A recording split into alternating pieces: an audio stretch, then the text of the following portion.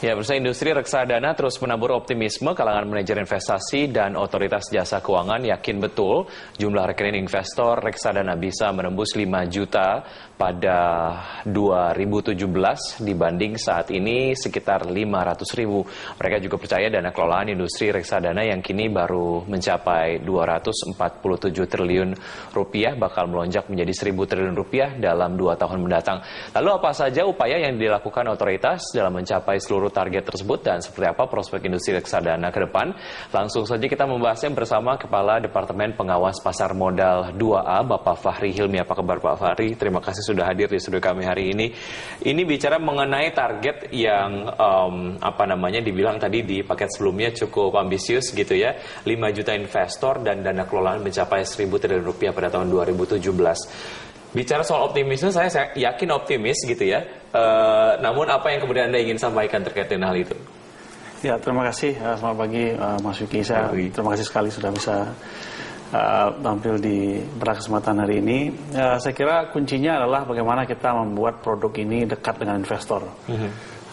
Kalau kita lihat 5 tahun pertama produk reksadana diluncurkan, itu reksadana dibeli langsung kepada manajer investasi. Kita tahu manajer investasi kebanyakan berkantor di Jakarta dan kantornya terbatas. Nah, dalam 14 tahun ke belakang, mulai dari tahun 2001, itu reksadana bisa dijual di perbankan. Jadi seluruh ATM-ATM di seluruh Indonesia yang sudah kita, atau kantor-kantor cabang bank yang di Indonesia itu bisa menjual reksadana.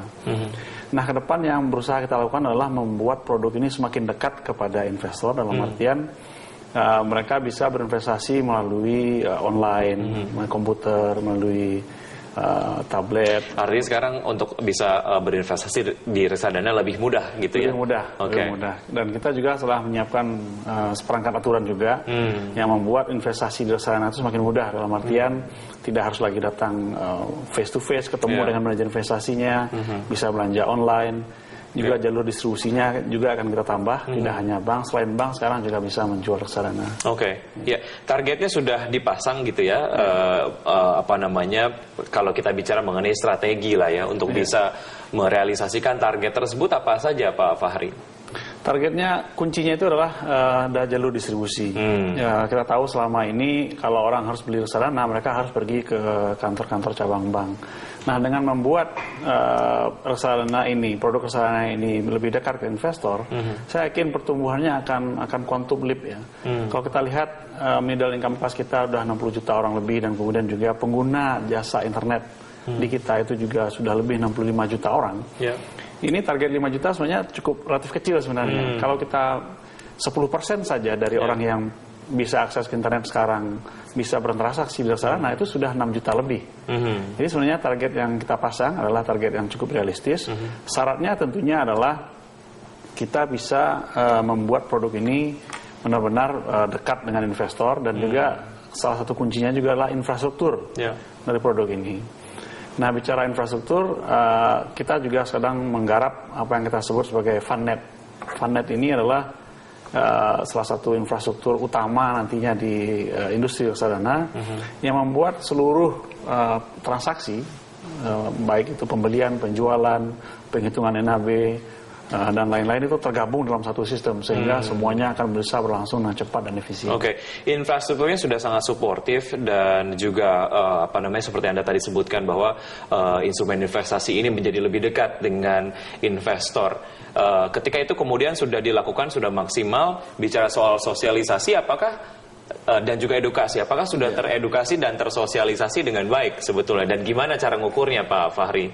Ya, ini memang suatu tantangan yang sangat besar juga di Indonesia, karena tahun lalu OJK itu mengadakan survei, dan memang dari survei itu kelihatan bahwa hanya 4% dari total penduduk Indonesia yang mengerti tentang produk pasar modal. Dan dari 4% itu kurang 1% yang benar-benar berinvestasi. Nah, oleh karena itu di OJK itu sudah dilakukan program-program masif ya, baik sosialisasi maupun edukasi. Dan sebelum di OJK pun di bawah Pak Melka dulunya itu sudah dilakukan program-program sosialisasi terkait dengan reksadana. Nah, program-program ini tentunya akan kita push ke depan. Tahun ini juga akan makin banyak kota-kota yang akan dikunjungi, pameran-pameran. Dan tidak hanya di tempat-tempat di hotel ataupun di tempat-tempat pertokoan, mall dan segala macam. Kita juga tahun ini akan menyasar kantor-kantor. Yeah. Dan tahun ini kita mulai dengan kantor OJK sendiri. Jadi kita mengadakan pameran reksadana di kantor OJK di Gedung Sumitro selama 2 minggu. Kemudian kita lanjut ke kantor-kantor yang lainnya. Jadi benar-benar kita menyasar semua segmen masyarakat ya, mulai dari ibu rumah tangga, petani, nelayan, sampai dengan middle income class. Oke, kita bicara mengenai sebuah masalah klasik terkait dengan investasi ataupun dunia investasi gitu ya. Ada image mengenai investasi di keuangan atau apapun produk investasi yang kemudian membuat masyarakat agak sedikit enggan gitu ya. Kita bicara mengenai kebijakan ataupun mungkin perlindungan katakanlah supaya memang investor ketika sudah tertarik dengan reksadana, mereka kemudian cukup yakin, cukup percaya bahwa ini menjadi satu hal yang menguntungkan dan juga aman dan terlindung dari aktivitas fraud. Ya memang kalau kita lihat sebenarnya kalau antusiasme masyarakat untuk investasi itu cukup tinggi. Bukan hanya di investasi di keuangan ya, bahkan investasi di produk-produk lainnya pun bersemangat. Sampai batu akik pun orang tetap juga mau berinvestasi.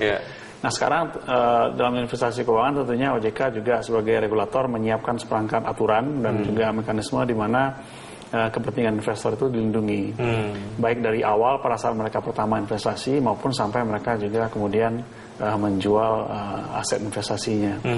Jadi seperangkat kegiatan kita sudah siapkan dan memang ini kita lakukan secara berkala dari tahun ke tahun, baik itu berupa pemeriksaan kepada kantor-kantor manajer investasi yang mengelola reksadana, maupun juga di awal pada saat investor membeli produk-produk keuangan, kita juga sudah mewanti-wanti mereka untuk mengecek keabsahan produknya di websitenya OJK, www.ojk.go.id.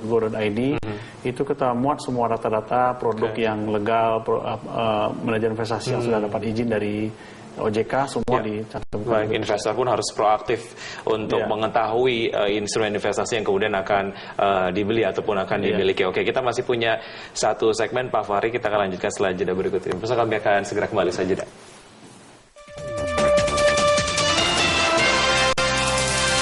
OJK sudah kemudian maksimal untuk mendukung tercapainya target 5 juta investor dan 1.000 triliun dana kelolaan di tahun 2017.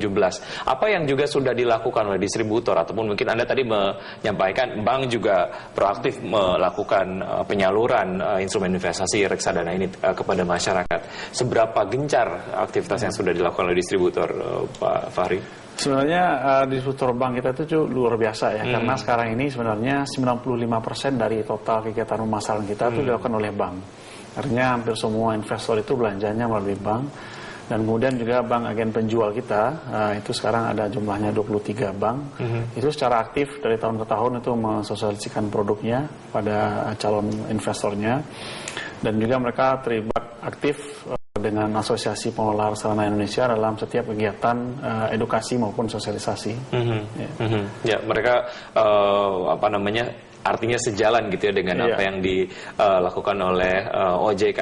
Baik, kalau kita bicara mengenai reksadana konvensional dan juga reksadana syariah, sejauh ini pertumbuhannya, update-nya seperti apa, Pak Fahri? Tahun 2014 saya kira tahun yang cukup luar biasa. Reksadana syariah maupun juga reksadana konvensional itu naik lebih dari 25%. Itu jauh lebih tinggi ya ketimbang IHSG yang naiknya 22%. Jadi memang kalau kita lihat secara agregat, itu baik reksadana konvensional maupun syariah pertumbuhannya cukup luar biasa. Dan juga dari sisi jumlah naiknya juga cukup luar biasa. Konvensional sekarang kita punya sudah lebih 900 reksadana dengan total nilai aktiva bersih itu sudah mendekati angka 248 triliun. Sementara di syariah sendiri kita sudah punya 74 reksadana syariah dan nilai aktiva bersihnya 11,8 triliun rupiah. Oke. Apa yang harus dilakukan sebetulnya oleh investor yang kemudian mulai cukup tertarik dengan reksadana? Tadi Anda menyebutkan sebaiknya meng-cross-check fund manager atau mungkin pengelola lah ya dari reksadana tersebut, supaya memang tahu apakah ini masuk blacklist atau tidak gitu ya melalui websitenya dari OJK, supaya memang bisa merasa aman dan nyaman ketika mengkoleksi reksadana sebagai instrumen investasinya? Saya kira hal terpenting di dunia investasi itu adalah pemahaman bahwa investasi yang memberikan hasil yang tinggi itu biasanya juga diikuti dengan risiko yang tinggi. Jadi high return diikuti dengan high risk. Dan biasanya juga produk investasi yang memberikan nilai investasi yang relatif rendah, biasanya risikonya juga rendah. Jadi kalau kita lihat dari reksadana, misalnya reksadana saham itu potensi risikonya tinggi, tapi potensi pendapatannya juga tinggi. Nah, yang paling rendah itu adalah reksadana pasar uang, di mana dengan return yang cukup moderate, rendah gitu ya, tapi risikonya juga rendah. Nah, hal ini yang harus dipahami dulu oleh investor. Kalau misalnya investor berada dalam comfort zone yang cukup rendah, dalam artian pengen yang aman-aman saja, sesuai dengan karakteristik dari investornya gitu ya. Kita masuk ke reksadana pasar uang. Tapi kalau memang mau lebih agresif, punya mungkin masih muda, horizonnya lebih panjang, itu disarankan reksadana saham memang. Oke, baik. Ya, Pak Fahri Hilmi, terima kasih atas waktu Anda dan juga ini bisa menjadi media sosialisasi yang baik untuk masyarakat. Semoga targetnya di tahun 2017 bisa tercapai. Terima kasih, sampai jumpa Pak Fahri. Terima kasih. Ya, pemirsa, 2 orang petani lebah di Australia menemukan teknologi baru untuk mengambil madu dari sarang lebah. Informasinya usai jeda. Terima kasih.